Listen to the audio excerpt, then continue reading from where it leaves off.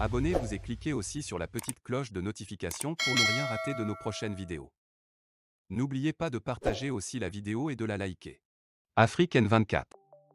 Conférence de presse de la dynamique Monseigneur Kpodzro, DMK, du 11 novembre 2022 à Vaughan. La DMK s'est adressée ce vendredi au peuple togolais de Vaughan par le biais d'une conférence de presse sur 3 sujets importants. Il s'agit de la vie chère, de l'insécurité et de la crise sociopolitique qui perdure au Togo.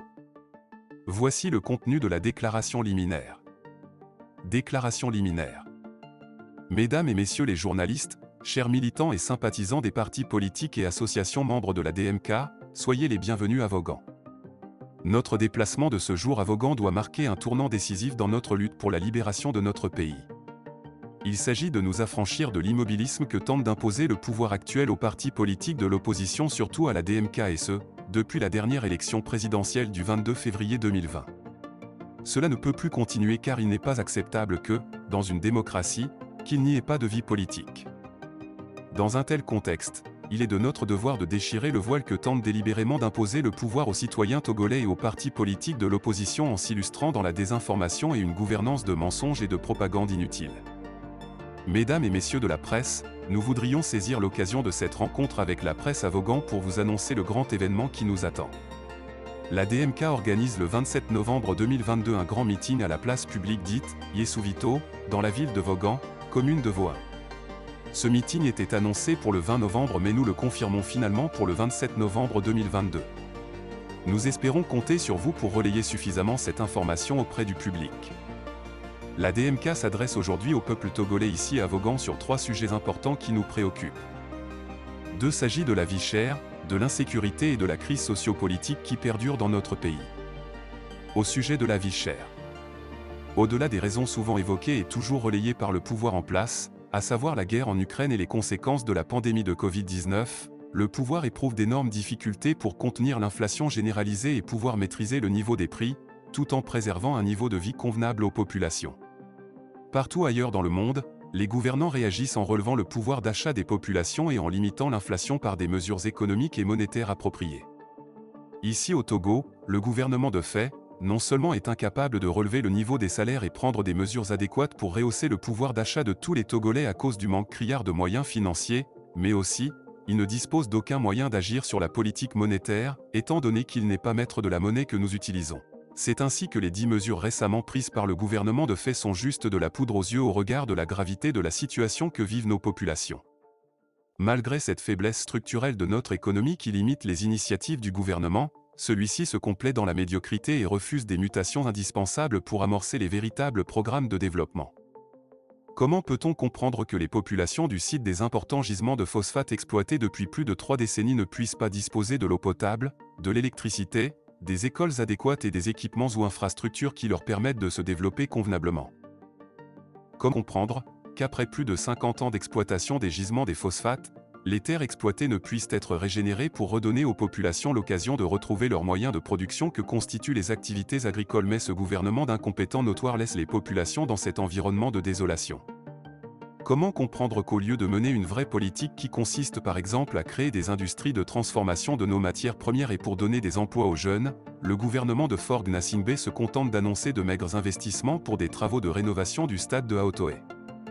Pour quel impact sur la vie des milliers de nos compatriotes désœuvrés? Mesdames et messieurs les journalistes, chère population de Vaud, voilà comment le pouvoir RPT UNIR croit gouverner ce pays, n'arrivant même plus à avoir de la bonne inspiration pour mettre les citoyens dans des conditions normales de vie mais se réjouit de satisfaire les prédateurs étrangers qui pillent allègrement nos richesses. Cette situation pousse l'État à mettre une pression fiscale forte sur les citoyens en les étouffant tous les jours un peu plus.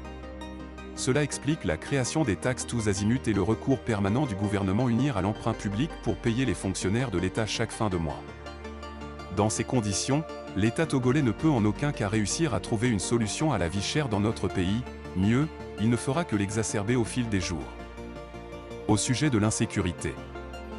Depuis plusieurs années, en plus de l'insécurité sociale et la misère qui se généralise comme une gangrène et pousse certains de nos compatriotes désespérés à se suicider parce qu'ils n'en peuvent plus, la sécurité physique des Togolais et de leurs biens n'est plus garantie dans ce pays de 8 millions d'habitants, alors que le budget alloué à ce secteur ne cesse de croître chaque année. Tout porte à croire que la sécurité dans notre pays se résume à la protection du pouvoir du président de la République et de sa personne. En effet, les Togolais meurent à chaque instant, à chaque endroit et en toutes circonstances à cause du manque de protection de l'État. Sur les routes, dans les marchés, dans les aérogares, et partout ailleurs, les Togolais sont braqués, tués, violés, violentés, spoliés de leurs biens. Des enquêtes sont toujours ouvertes mais ne sont jamais clôturées.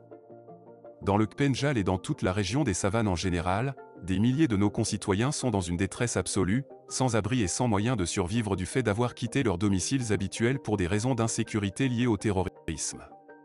Depuis plusieurs années, de nombreux citoyens se plaignent des bavures et de la brutalité policière et ou militaire. Des familles sont endeuillées par la faute de ceux qui sont censés nous protéger. Peut-être qu'il y a lieu de situer les responsabilités dans ces cas, mais à l'heure actuelle où il y a nécessité de rechercher une cohésion nationale et un soutien de tous les citoyens pour, non seulement repousser les terroristes mais aussi sortir notre pays de la domination néocoloniale, il y a exigence de changer aussi de paradigme à ce niveau. Il y va de notre survie collective. Au sujet de la crise sociopolitique. Notre pays vit une crise sociopolitique que nul ne peut ignorer. Cette crise est aggravée par la proclamation des faux résultats issus de l'élection présidentielle du 22 février 2020 avec ses cortèges de violence sur les responsables de la DMK.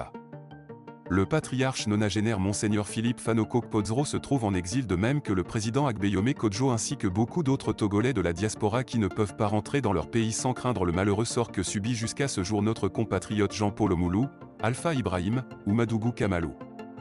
Beaucoup de compatriotes comme Jimon Oré et bien d'autres aussi croupissent toujours en prison pour des raisons que nous ignorons.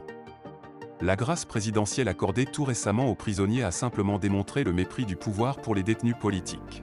Pendant ce temps, Faure Gnassingbé se démêle pour favoriser la sortie de prison des gens qui sont en conflit avec la loi chez nos frères du Mali. C'est difficile à comprendre. Les situations politiques et sécuritaires chez nos voisins du Burkina Faso et du Mali interpellent à plus d'un titre les Togolais qui doivent comprendre que seule la lutte libère de la domination et de la mauvaise gouvernance.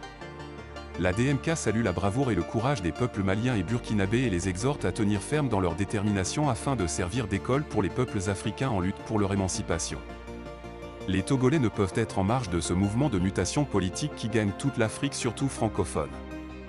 À cet effet, la DMK lance un appel à toute la classe politique togolaise pour enfin emprunter la voie de la sagesse pouvant permettre une vraie réconciliation qui, seule, peut baliser le chemin de la refondation de notre République en perdition. Pour ce faire, il faut nécessairement régler les questions urgentes et importantes suivantes. Libérer tous les prisonniers politiques sans exception. Faire rentrer tous les exilés politiques sans exception et sans condition. Appliquer la décision de la Cour de justice de la CEDEAO dans l'affaire opposant le président Agbeyome Kodjo et l'État togolais. Décrisper la vie politique en s'engageant dans une discussion franche et sincère avec les protagonistes de la crise née de l'élection présidentielle du 22 février 2020. Cesser toutes les mesures de restriction des manifestations publiques pacifiques conformément à notre Constitution. Régler la question de la vie chère par des mesures inclusives et respectant la dignité humaine.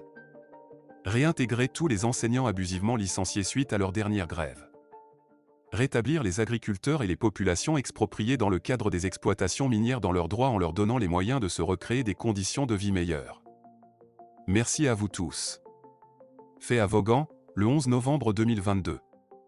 La conférence des présidents. Likez la vidéo si ce n'est pas déjà fait. Laissez aussi votre point de vue en commentaire.